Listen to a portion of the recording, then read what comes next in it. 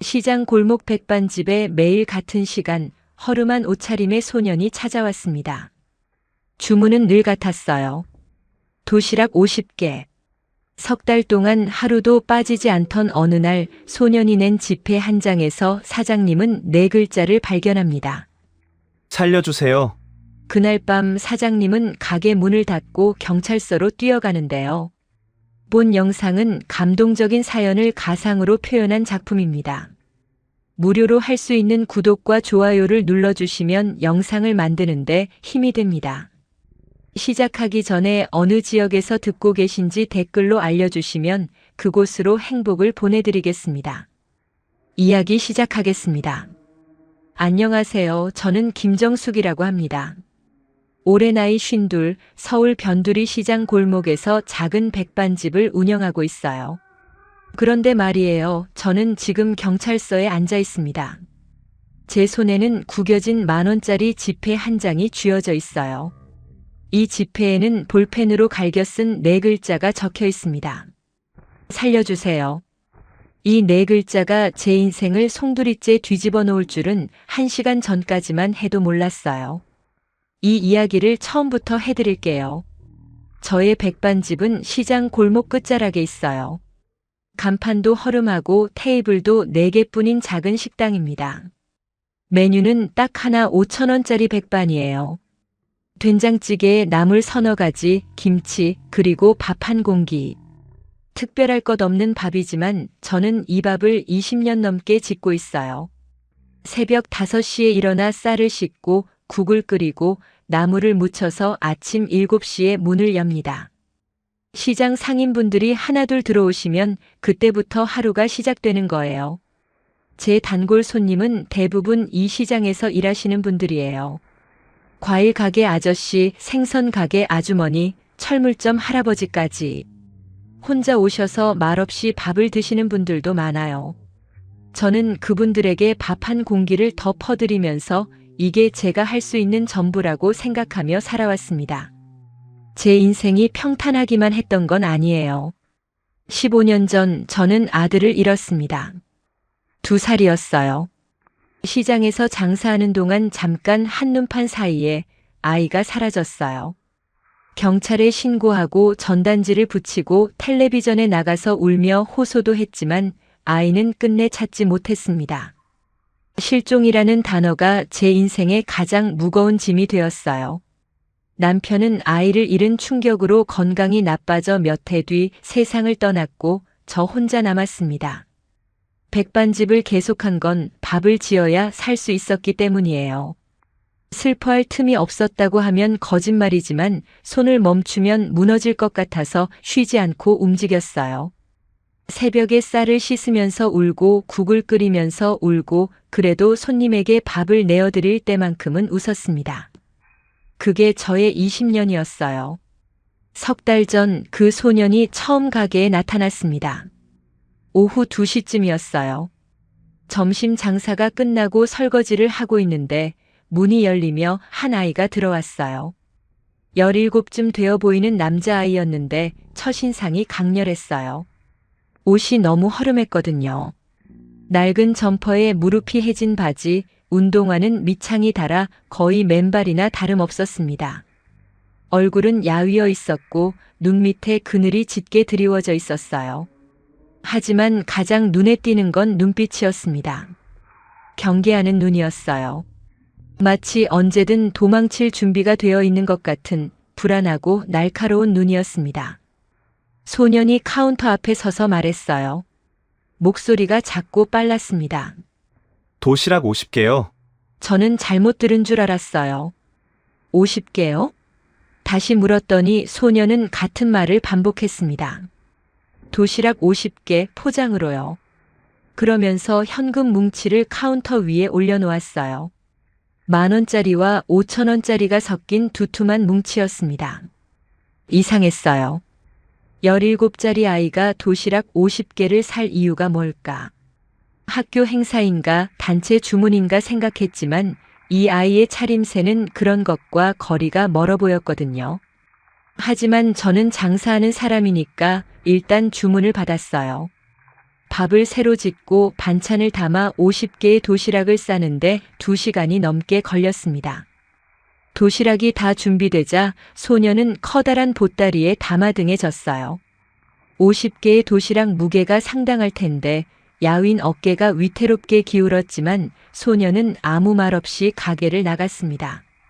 저는 소년의 뒷모습을 바라보다가 한 가지를 발견했어요. 소년의 손등에 긴 상처 자국이 있었다는 걸요. 긁힌 정도가 아니라 날카로운 것에 베인 듯한 깊은 상처였어요. 다음 날도 그 다음 날도 소년은 같은 시간에 나타났습니다. 매일 오후 2시 도시락 50개 현금 결제. 한 번도 빠짐없이요. 소년은 늘 같은 옷을 입고 있었고 늘 같은 경계하는 눈빛이었고 늘 같은 말만 했어요. 도시락 50개요. 그 외에는 한마디도 하지 않았습니다. 저는 소년이 올 때마다 반찬을 조금 더 넉넉히 담아줬어요. 국물 반찬 대신 볶음 반찬을 넣어 흘리지 않게 했고 밥은 꾹꾹 눌러 더 많이 담았습니다. 한 번은 따뜻한 국을 봉지에 넣어 따로 건네줬는데 소년이 잠깐 멈칫하더니 고개를 살짝 숙였어요. 감사 인사를 하려는 것 같았지만 끝내 말은 하지 않았습니다. 그 대신 눈빛이 아주 잠깐 부드러워졌어요. 1초도 안 되는 짧은 순간이었지만 저는 그걸 봤습니다. 한 달, 2달, 석 달이 지나면서 저는 점점 불안해졌어요. 이 아이에게 무슨 사정이 있는 건지, 도시락 50개를 매일 어디로 가져가는 건지, 손등의 상처는 왜 계속 늘어나는 건지 물어보고 싶었지만 소년의 눈빛이 저를 막았어요. 묻지 마세요 라고 말하는 것 같은 눈이었거든요. 그리고 오늘 석 달째 되는 날이었습니다. 소년이 평소처럼 도시락 50개를 가져가고 난 뒤 저는 계산대를 정리하다가 지폐 한 장에서 눈을 뗄 수 없었어요.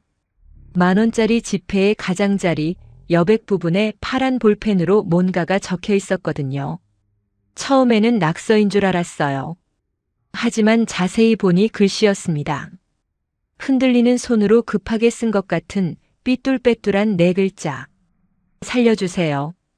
저는 그 지폐를 들고 한참을 서 있었습니다. 손이 떨렸어요.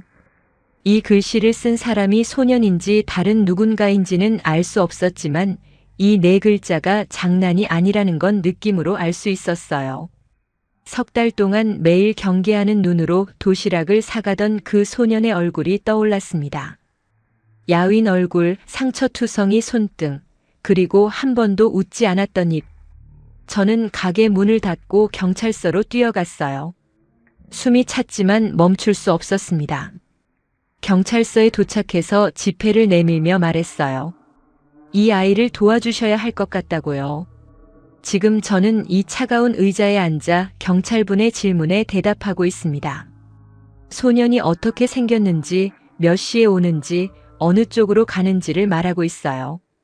그런데 가슴 한쪽이 이상하게 아픕니다. 이유를 모르겠어요.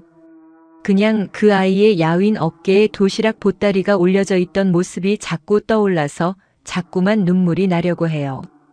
이 지폐의 4글자가 어떤 세상을 열게 될지 그때의 저는 아직 몰랐습니다. 신고를 하고 나서 이틀이 지났는데 소녀는 나타나지 않았습니다. 석 달 동안 하루도 빠지지 않던 아이가 갑자기 사라진 거예요.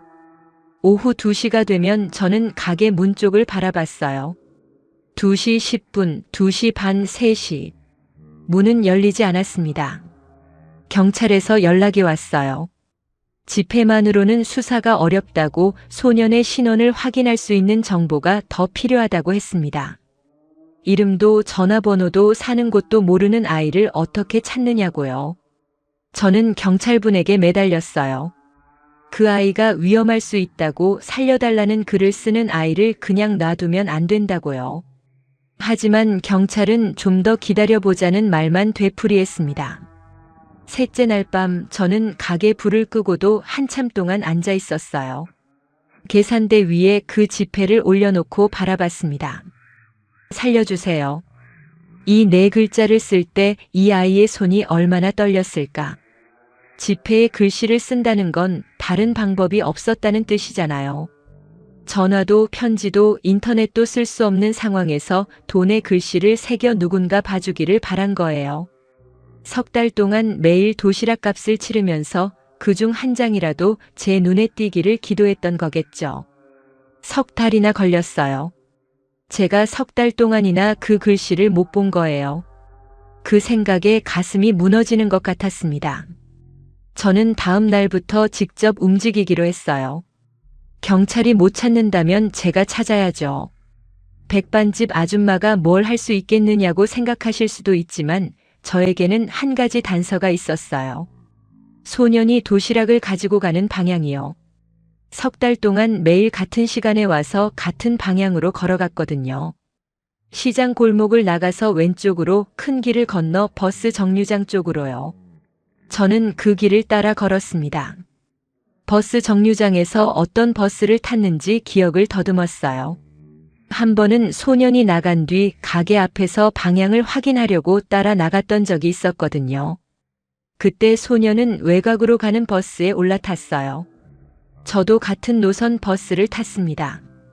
버스는 도시를 벗어나 외곽으로 향했어요. 풍경이 바뀌기 시작했습니다. 높은 건물 대신 낮은 창고들이 보였고 사람들 대신 트럭들이 지나다녔어요. 종점 근처에서 내려 주변을 둘러보는데 아무것도 없었어요. 공장 지대처럼 보이는 허름한 건물들만 줄지어 서 있었습니다. 이런 곳에 소년이 올 이유가 있을까 싶었어요. 사흘을 더 다녔습니다. 매일 점심 장사를 마치고 버스를 타고 그 동네를 돌아다녔어요. 공장 담을 따라 걷고 골목을 헤매고 사람이 있을 법한 곳을 찾았습니다. 그러다 넷째 날 저녁 한 건물 앞에서 멈췄어요. 폐공장처럼 보이는 건물이었는데 창문이 모두 신문지와 검은 비닐로 막혀 있었습니다. 밖에서는 안이 전혀 보이지 않았어요. 그런데 이상한 점이 있었어요. 건물은 버려진 것처럼 보이는데 뒤편에 대형 쓰레기통이 놓여 있었고 그 안에 음식물 쓰레기가 잔뜩 들어 있었거든요. 사람이 없는 건물에서 음식물 쓰레기가 나올 리가 없잖아요. 저는 건물 뒤로 돌아가 봤어요. 철조망 사이로 작은 틈이 있었는데 그 틈으로 건물 안쪽이 살짝 보였습니다. 어두웠지만 희미한 불빛이 새어나오고 있었어요. 귀를 기울이니 기계 돌아가는 소리가 들렸습니다. 웅웅거리는 낮은 소리, 그리고 그 사이에 섞여 있는 사람의 기침 소리. 심장이 빠르게 뛰었어요. 더 가까이 다가가고 싶었지만 무서웠습니다. 52살 백반집 아줌마가 혼자 이런 곳에 서 있는 게 위험하다는 건 알고 있었어요. 하지만 돌아갈 수 없었습니다. 살려주세요라고 쓴 아이가 이 안에 있을 수도 있으니까요. 저는 경찰에 다시 전화했어요. 이번에는 주소를 정확히 알려드릴 수 있었습니다. 건물 위치, 창문이 막혀 있다는 것, 안에서 기계 소리와 사람 소리가 난다는 것까지 모두 말씀드렸어요. 경찰이 출동하겠다고 했습니다. 1시간 뒤 경찰차가 왔어요. 수사관분들이 건물 문을 열었을 때 저는 뒤편에서 지켜보고 있었습니다. 문이 열리는 순간 안에서 쏟아져 나온 것은 빛이 아니라 냄새였어요. 습기와 기름과 땀이 섞인 사람이 오래 갇혀 있었을 때 나는 그 냄새요. 안으로 들어간 경찰분들이 소리를 질렀습니다. 사람들을 발견한 거예요. 저는 경찰분의 허락을 받고 안으로 들어갔어요. 그리고 두 눈으로 직접 봤습니다. 좁은 공장 안에 아이들이 있었어요. 10명, 20명, 30명이 넘는 아이들이 기계 앞에 앉아 있거나 바닥에 쓰러져 있었습니다. 어린아이는 10살 정도, 큰 아이는 18 정도로 보였어요. 모두 야위어 있었고 옷은 찢어져 있었고 손에는 상처가 가득했습니다. 어떤 아이는 저를 보고 겁에 질린 눈으로 뒤로 물러섰고 어떤 아이는 멍하니 앉아 반응이 없었어요. 이 아이들이 감금되어 일을 하고 있었던 거예요. 먹지도 못하고 나가지도 못하고 이 어두운 공장 안에서요. 그리고 저는 깨달았습니다. 도시락 50개의 의미를요. 소녀는 자기가 먹으려고 도시락을 산 게 아니었어요. 이 아이들을 먹이기 위해서였습니다. 자기도 이 안에 갇혀 있으면서 유일하게 바깥에 나갈 수 있는 시간에 도시락을 사서 돌아온 거였어요. 50개. 이 안에 있는 아이들 전부에게 한 개씩 돌아가는 수였던 거예요. 이 아이가 석 달 동안 매일 무거운 보따리를 지고 돌아온 이유가 배고픈 동생들에게 밥을 먹이기 위해서였다니요. 제가 넉넉히 담아준 반찬이 밥을 꾹꾹 눌러 담아준 그 밥이 이 아이들의 하루 유일한 끼니였던 거예요. 저는 그 자리에서 주저앉아 울었습니다. 아이고 아이고. 시장 바닥에서도 울어본 적 없는 사람이 폐공장 한가운데서 소리내어 울었어요. 아이들이 하나둘 구급차에 실려 병원으로 옮겨졌습니다. 하지만 소녀는 보이지 않았어요. 마지막 아이까지 확인했는데 소년이 없었습니다. 경찰에 물었더니 상태가 심한 아이 몇 명이 먼저 다른 병원으로 이송되었다고 했어요. 소년도 그중 하나일 거라고요. 다음 날 아침 경찰에서 연락이 왔습니다. 소년이 입원한 병원을 알려주셨어요. 영양실조와 과로로 쓰러져 있지만 생명에는 지장이 없다고요. 저는 가게 문을 닫고 병원으로 달려갔습니다. 병실 문을 열었을 때 소녀는 침대에 누워 자고 있었어요. 하얀 시트 위에 누워있는 모습이 너무 작아 보였습니다. 석 달 동안 매일 봤던 얼굴인데 병원 침대 위에서 보니 이렇게 어린 아이였구나 싶었어요. 목에 뭔가 걸려있는 게 보였습니다. 가늘고 낡은 줄에 작은 은색 펜던트가 달려 있었어요. 저는 그 목걸이를 보는 순간 심장이 멈추는 줄 알았습니다. 그 펜던트를요. 저는 알고 있었어요. 세상 어디서든 알아볼 수 있었어요. 15년 전 2살이던 제 아들 목에 걸어줬던 바로 그 목걸이였거든요. 목걸이를 본 순간부터 제 손이 멈추질 않았어요. 온몸이 떨렸습니다. 가늘고 낡은 은색 줄에 매달린 작은 펜던트, 별 모양이었어요. 뒷면에 작은 글씨가 새겨져 있었습니다. 준호야 사랑해. 15년 전 시장 귀금속 가게에서 글자를 새겨달라고 부탁했던 게 바로 저였거든요. 세상에 이런 우연이 있을까요? 아니, 우연이라고 부르기엔 너무 잔인했어요. 석 달 동안 매일 제 가게에 와서 도시락을 사갔던 그 소년이 15년 전 제품에서 사라진 제 아들일 수 있다니요. 저는 간호사분을 붙잡고 물었습니다. 이 아이 이름이 뭐냐고요? 간호사분은 구조 당시 신분증이 없어서 이름을 확인하지 못했다고 하셨어요. 아이들 대부분이 이름 대신 번호로 불렸다고요. 이 아이는 7번이었다고 합니다. 이름 대신 숫자로 불린 아이. 그 말을 듣는 순간 다리에 힘이 풀려 복도 의자에 주저앉았어요. 경찰에 DNA 검사를 요청했습니다. 15년 전 아들이 실종되었을 때 경찰 데이터베이스에 제 유전자 정보가 등록되어 있었거든요. 결과가 나오기까지 사흘이 걸린다고 했어요. 그 사흘이 30년처럼 길었습니다. 기다리는 동안 저는 매일 병원에 갔어요. 소녀는 이틀째 깨어나지 못하고 있었습니다. 영양실조가 심각하고 몸 곳곳에 오래된 상처와 새 상처가 겹겹이 쌓여 있다고 의사 선생님이 말씀하셨어요. 제대로 먹지 못한 채 매일 무거운 노동을 했으니 몸이 버틸 수 없었던 거라고요.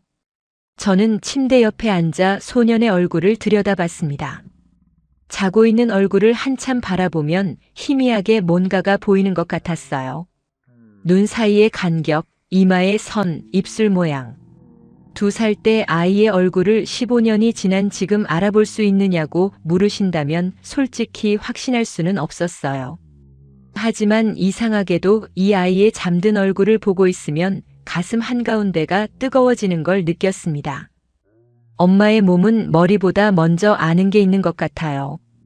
셋째 날 오후 경찰에서 전화가 왔습니다. DNA 검사 결과가 나왔다고요.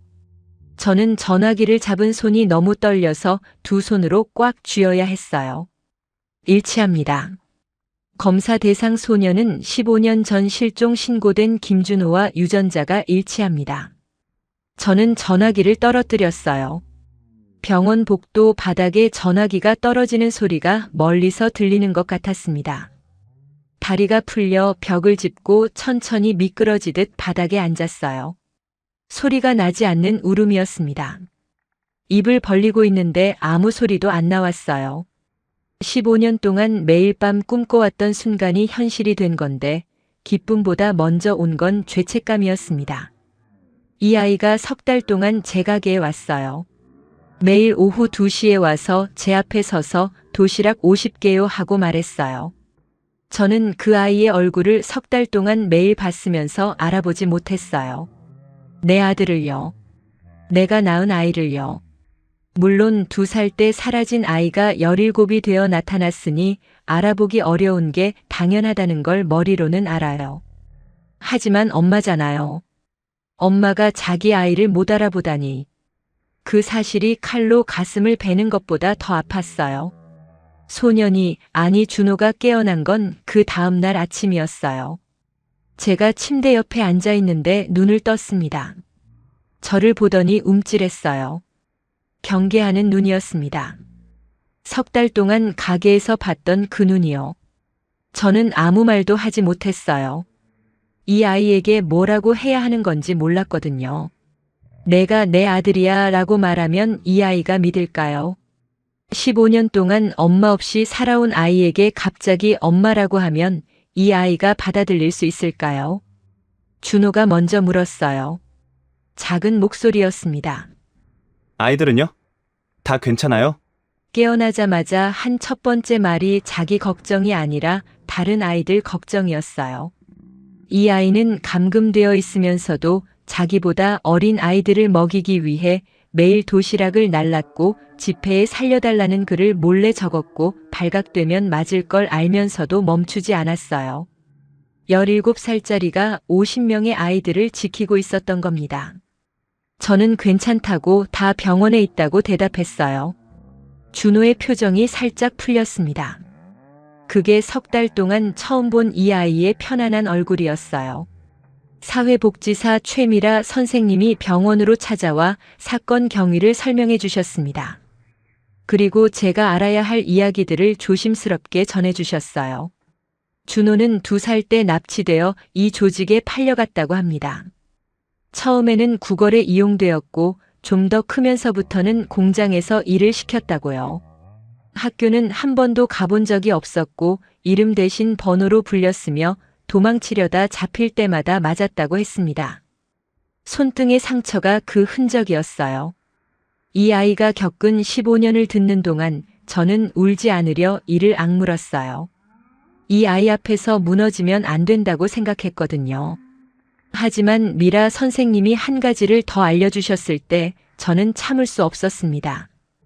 이 불법 노동 조직의 배후에 있는 사람이 지역 건설업자 박성태라는 거였어요. 이 사람은 겉으로는 지역 사회에 기부도 하고 불우이웃 돕기 행사에도 이름을 올리는 유지로 알려져 있었습니다. 하지만 뒤로는 아이들을 감금해 공장을 돌리고 인건비를 아껴 막대한 이익을 챙기고 있었던 거예요. 아이들에게 번호를 붙이고 사람이 아닌 부품처럼 쓴 사람이 바깥에서는 존경받는 사업가 행세를 하고 있었던 겁니다. 그런데 더 분노가 치미는 건 그 다음이었어요. 경찰 수사가 시작되었지만 박성태는 쉽게 잡히지 않았습니다. 변호사를 여러 명 세우고 자기는 공장 운영에 직접 관여하지 않았다고 주장했어요. 증거가 불충분하다는 이유로 구속영장이 기각되었다는 소식을 들었을 때 저는 병원 복도에서 벽을 주먹으로 쳤어요. 아이들을 감금하고 굶기고 번호로 부르고 일을 시킨 사람이 돈과 권력으로 빠져나가려 하고 있었습니다. 세상이 이렇게 불공평한 건가요? 돈 있는 사람은 아이들의 삶을 짓밟고도 멀쩡히 웃고 다닐 수 있는 건가요? 저는 준호의 병실로 돌아갔어요. 아이는 창밖을 바라보고 있었습니다. 병원 창문 너머로 하늘이 보였어요. 이 아이가 하늘을 이렇게 편하게 바라본 게 얼마만인지 모르겠어요. 공장 안에는 창문이 없었으니까요. 저는 아직 준호에게 엄마라는 말을 하지 못했어요. 할 자격이 없다고 느꼈거든요. 15년 동안 지켜주지 못한 사람이 무슨 자격으로 엄마라고 하겠어요. 하지만 한 가지는 결심했습니다. 이번엔 내가 지킨다. 박성태가 법을 피해 빠져나가게 둘 수 없었어요. 경찰이 못 잡으면 제가 잡아야죠. 백반집 아줌마가 재벌을 상대로 뭘 할 수 있겠느냐고요. 석 달 전에도 같은 말을 들었어요. 백반집 아줌마가 뭘 할 수 있겠느냐고. 그때 저는 폐공장을 찾아냈고 50명의 아이들을 구했습니다. 밥을 짓는 사람의 힘을 아직 모르시는 거예요. 백반집 아줌마가 세상을 뒤집는 방법은 거창하지 않았습니다. 밥을 짓는 거였어요. 매일 해오던 것처럼 쌀을 씻고 국을 끓이고 반찬을 만드는 것. 다만 이번에는 그 밥의 방향이 달라졌을 뿐이에요. 저는 가게 문을 여는 대신 병원 앞에 솥을 걸었습니다. 구조된 아이들이 입원해 있는 병원 로비에서 무료 식사를 시작한 거예요. 새벽에 밥을 지어 큰 솥에 담아 택시에 싣고 갔어요. 된장찌개, 나물, 김치, 밥. 제가 20년 동안 해온 그 백반을요. 병원 밥을 먹지 못하는 아이들이 있었거든요. 낯선 음식을 경계하는 아이들이요. 하지만 제 도시락은 달랐어요. 석 달 동안 준호가 가져다 줬던 바로 그 맛이었으니까요. 아이들이 하나둘 밥을 먹기 시작했습니다. 처음에는 눈치를 보며 젓가락을 들던 아이들이 한 입 먹더니 고개를 숙이고 밥을 퍼먹었어요. 어떤 아이는 밥을 먹다가 울었습니다. 왜 우느냐고 물었더니 따뜻해서 그렇다고 했어요. 밥이 따뜻해서 운다는 말이 제 가슴에 못처럼 박혔습니다.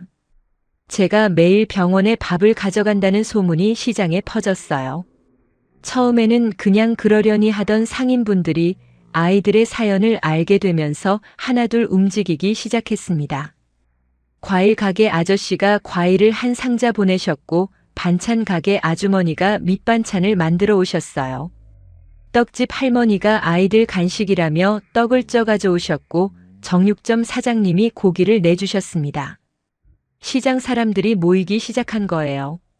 저 혼자였으면 불가능했을 일이 시장 상인 10명, 20명, 30명이 합쳐지면서 큰 힘이 되었어요. 이분들은 돈도 없고 권력도 없는 평범한 사람들이었지만 밥 한 끼의 힘이 무엇인지 몸으로 아는 분들이었습니다. 사회복지사 미라 선생님이 저를 찾아오셨어요. 아이들의 증언을 받고 있는데 아이들이 자꾸 밥집 아줌마 이야기를 한다고요. 도시락 덕분에 버텼다고 그 밥이 없었으면 진짜 못 견뎠을 거라고요. 미라 선생님은 아이들의 증언을 영상으로 기록하고 있었는데 이 증언들이 박성태를 법정에 세울 핵심 증거가 될 수 있다고 하셨어요. 문제는 박성태 측에서 증거인멸을 시도하고 있다는 거였습니다. 공장의 장부와 거래 기록이 사라지고 있었고 관련된 사람들이 입을 다물고 있었어요. 변호사들이 아이들의 증언은 신빙성이 부족하다며 재판에서 막아내려 하고 있었습니다.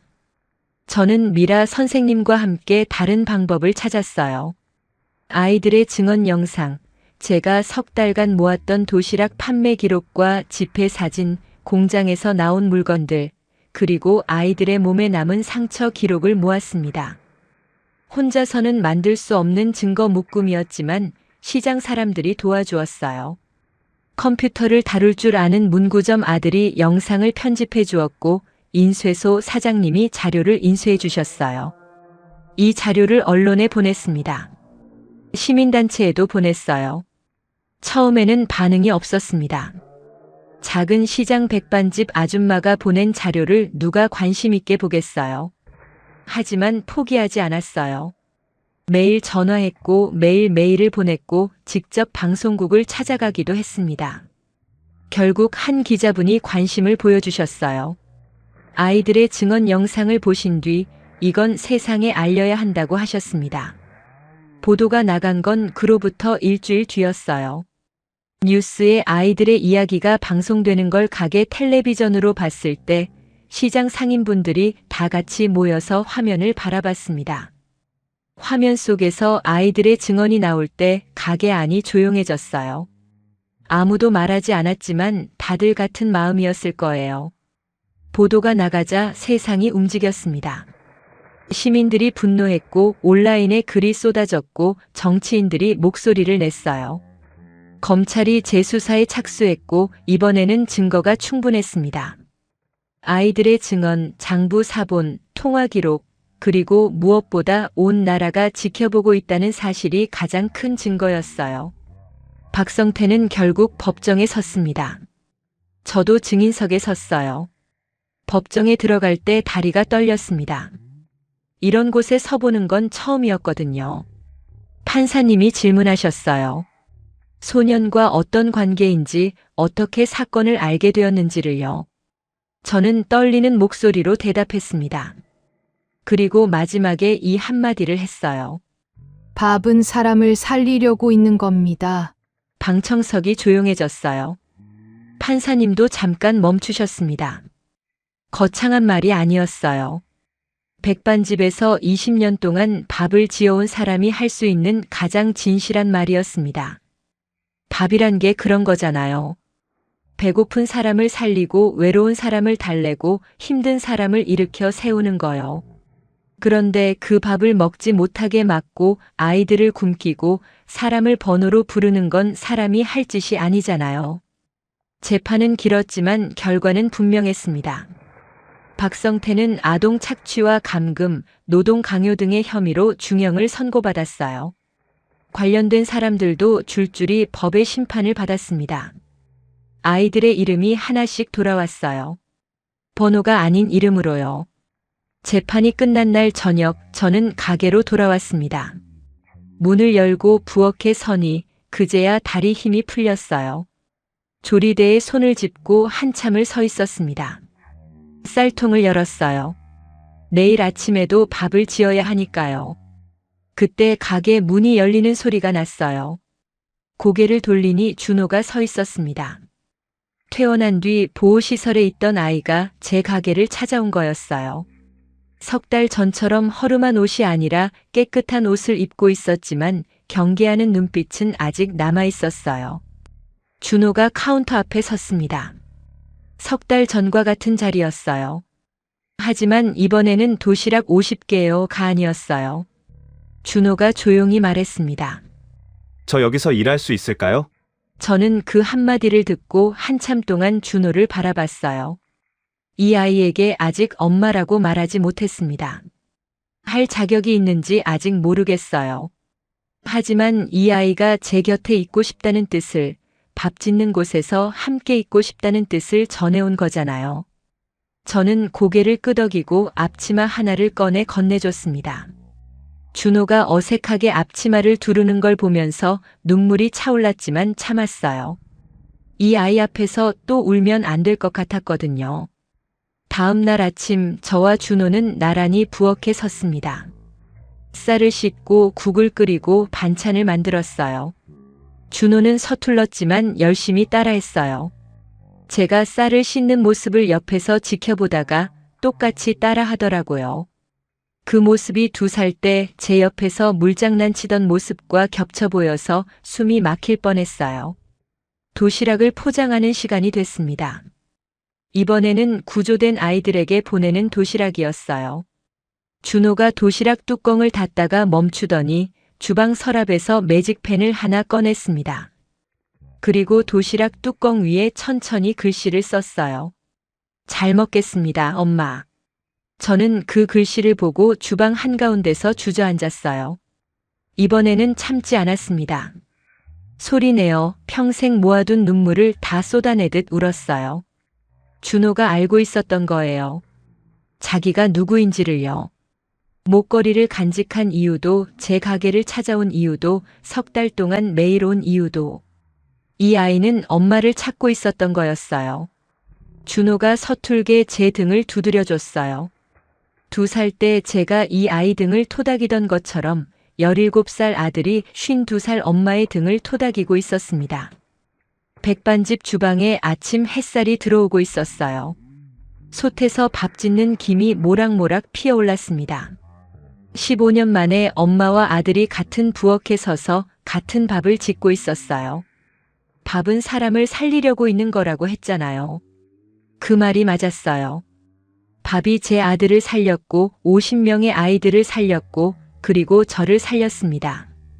이야기가 감동적이었다면 구독과 좋아요 눌러주시고 주인공에게 응원의 댓글도 부탁드립니다.